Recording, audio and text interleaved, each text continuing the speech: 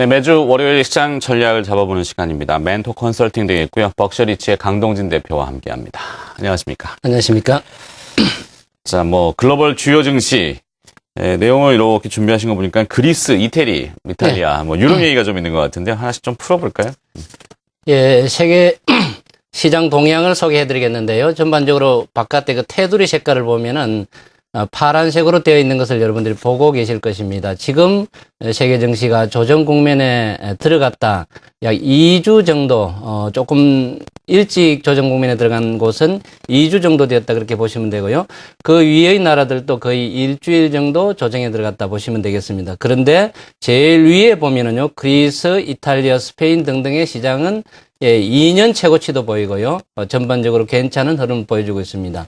유동성의 최근의 동향을 보면은, 미국의 달러화도 그렇고요. 그 다음에 유로 쪽도, 그동안에 고생을 많이 했던 피거스 국가 쪽으로 자금이 들어가고 있다는 것을 우리가 볼 수 있는 상태고요. 그 다음 우리나라의 코스피 지수를 비롯한 우리나라 시장의 동향도 지금 조정 국면 약 일주일 정도 조정에 들어간 상태고요. 이 조정 국면은 언제까지 진행될 것인지에 대해서 관심이 있겠습니다만은 이것은 미국의 연방정부의 일부 기능 축소하고 일정 부분은 맥을 같이 한다. 그렇게 보시면 되겠습니다. 이번 주에도 이런 과정이 전개될 텐데 하나 좀 다른 그 내용은요. 그동안 약 2주 정도는 경제 지표가 시장에 영향을 끼치는 시기다. 그렇게 소개를 해드렸는데 이제는 그것이 지나가고 이번 주에부터는 기업들의 실적 발표가 시장에 영향을 끼치는 시기다. 그렇게 이해하시는 게 좋겠습니다. 네. 자, 이번에 유동성 흐름을 짚어보도록 하죠. 뭔가 불안감이 있을 때는 안전자산을 선호하게 되는데 안전자산으로는 전통적으로 달러, 엔, 금, 그다음에 미국의 국채 이렇게 보지 않습니까? 네.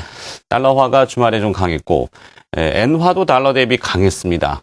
그리고 또 미국 국채 수익률은 떨어지면서 미국 국채 가격은 좀 오른 것 같고요. 네. 자, 유동성 몇 가지 좀 짚어보도록 하죠. 이것이 안전자산 쪽으로 가는 현상이 나타나면은 시장이 좀 피곤해질 수 있지 않습니까? 예, 그렇죠. 네. 예, 잘 짚어주셨는데요. 10년 만기 미국채 수익률 동향이 최근에 약 3주일 정도 조정을 보였습니다. 채권 수익률의 하락이 되겠죠. 이것은 전반적으로 테이퍼링, 미국의 그 유동성 공급과 관련된, 공급 축소와 관련된 정책 이슈와 연동된 면이 있었는데요. 한때는 3% 정도까지 급등을 했다가 약 3주일 정도 조정을 보였습니다. 내리는 방향이었죠. 그러니까 내리는 방향이 채권 시장의 강세 현상이니까 유동성의 위축 현상하고도 관련이 있는 것입니다. 그런데 지난 주말에 이 지표가 1.7% 급 반등을 했습니다. 오를 자리에서 반등을 했으니까 우리가 그동안에 쭉 들어왔던 그레이트 로테이션에 대한 그 기운이 조금씩 살아날 가능성이 있다. 이번 주부터는 한편에서는 미국 정부의 여러 가지 그 기능 정지에 대한 얘기도 있습니다만은 또 다른 한편에서는 그거 지나고 나면은 다시 그레이트 로테이션에 대한 기운이 살아난다. 그렇게 이해하시는 게 좋겠습니다. 그 다음 다른 지표가 되겠는데요. 이머징 마켓으로 이동하는 유동성의 흐름의 그 변화가 되겠습니다. 최근에 아주 빠르게 이렇게 반등을 하다가 조금 주춤을 했었는데요. 여러분 기술적 분석에서 헤드 앤 숄더라는 그 얘기를 들으셨는지 모르겠습니다만은 이것이 지금 점점 반등을 하려고 하고 있는 것입니다. 이것은 방금 전에 제가 소개해드렸던 10년 만기 미국채 수익률 동향하고도 같은 방향이거든요. 그래서 이머징 마켓으로 약 2, 3주 정도는 유동성이 좀 위축이 되었습니다만은 다시 공급되려는 그런 채비를 하고 있다. 그렇게 이해하시는 게 좋겠습니다. 네. 그 다음 달러화 동향이 되겠습니다. 달러화는 여러 가지로 세상이 좀 시끄러우면은 달러화는 강세 방향이다. 그리고 미국의 통화 공급과 관련된 일련의 그 정책들도 역시 달러화를 강세 방향으로 이끄는 것이다. 그렇게 여러분들이 이해하고 계시리라 생각하는데요. 그러나 사실은 그동안에 약 6개월 정도는 달러화가 이렇게 약세 방향이었습니다. 달러화의 약세 방향은 돈이 대단히 많이 풀린 그런 면도 있고 미국의 달러화가 바깥으로 많이 기어 나간 그런 면이 있습니다. 우리나라도 마찬가지고요. 그래서 약세 방향이었는데 지난 주말에 0.4% 정도 오르기는 했습니다만은 아직까지는 하방 방향이다. 그러니까 달러화를 통해 가지고 불안 기류라든지 안전자산으로의 유동성 환류라든지 이 정도로 확대 해석할 필요는 없겠다. 그 말씀드리겠습니다. 네.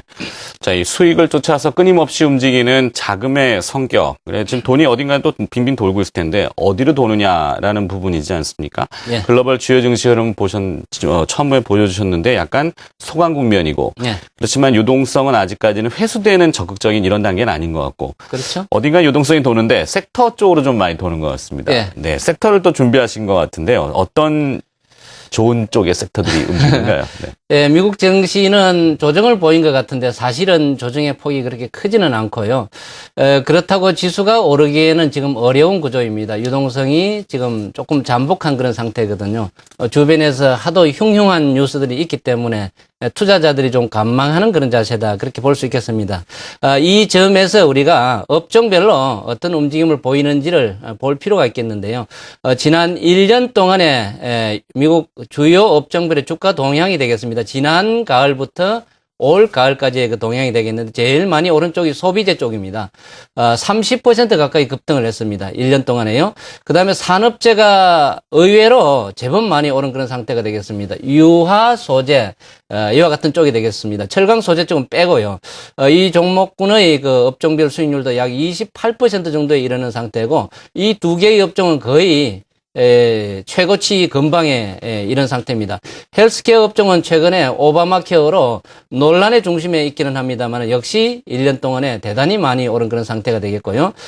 그 아래 금융업종은 지난 8월까지는 24% 정도까지 올랐다가 가을 들어서 조금 주춤하고 있습니다. 약 10% 정도의 그 조정을 보여주고 있는 것이 눈길을 끌고 있는데 이것은 유동성 구조의 축소와 일맥상통한다 보시면 되고요.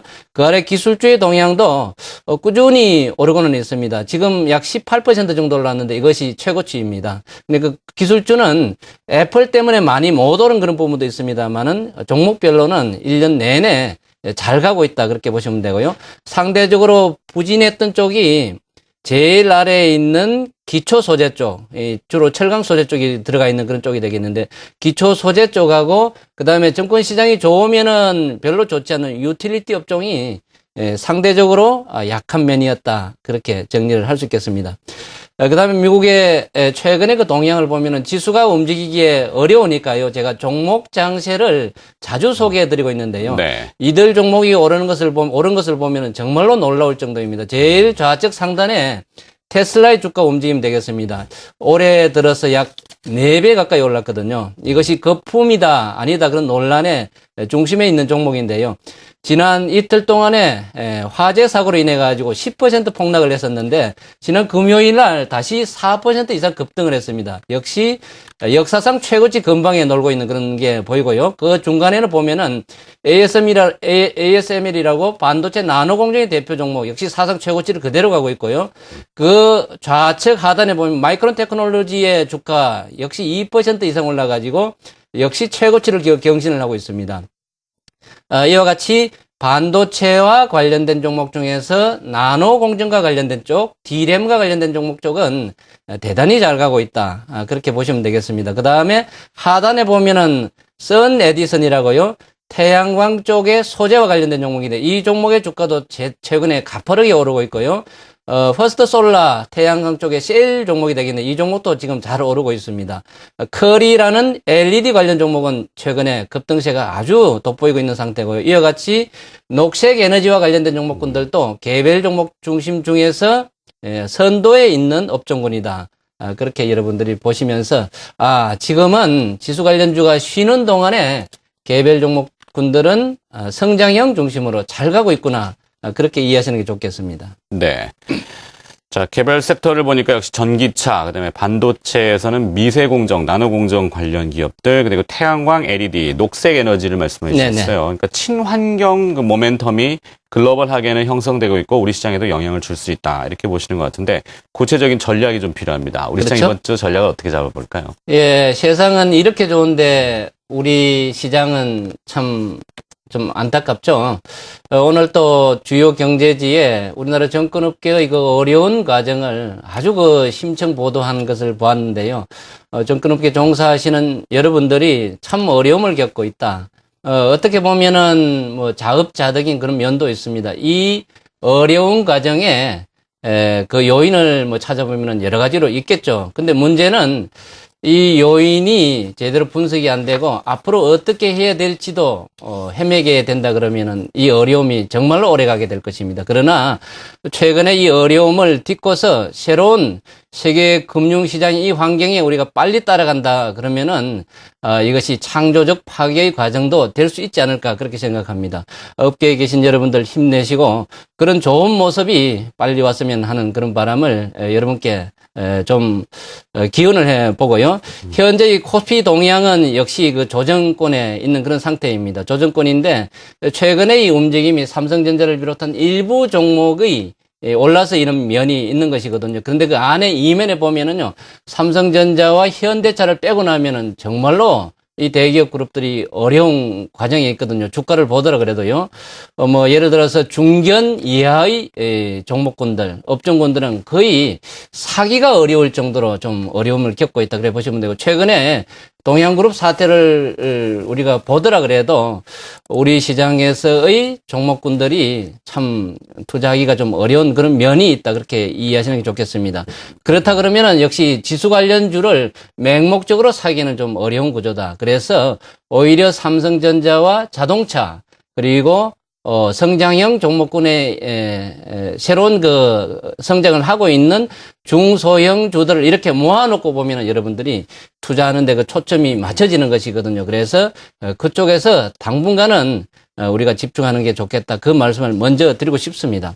그 다음에 이 조정이 언제까지 갈 것이냐 하는 얘기인데, 이번 주 말고 그 다음 주에 미국의 일부 정부 기능의 일부 축소 혹은 일부 정지, 이것이 일단락되는 그런 상태니까요. 이번 주 정도까지는 이 조정이 이어지는 상황이다. 그렇게 이해하시고 조금은 종목 쪽에서 초점을 맞추는 게 좋겠다. 이 말씀 드리고 싶습니다. 네. 개별 기업들은 앞서 힌트를 이미 다 주셨습니다. 전기차, 근데 반도체, 태양광, LED, 녹색 에너지. 네. 자, 오늘 월요일 날 받아보는 멘토 컨설팅이었습니다. 주간 전략을 잡아봤는데요. 벅셔리치의 강동준 대표가 수고를 해주셨습니다. 고맙습니다. 네, 감사합니다.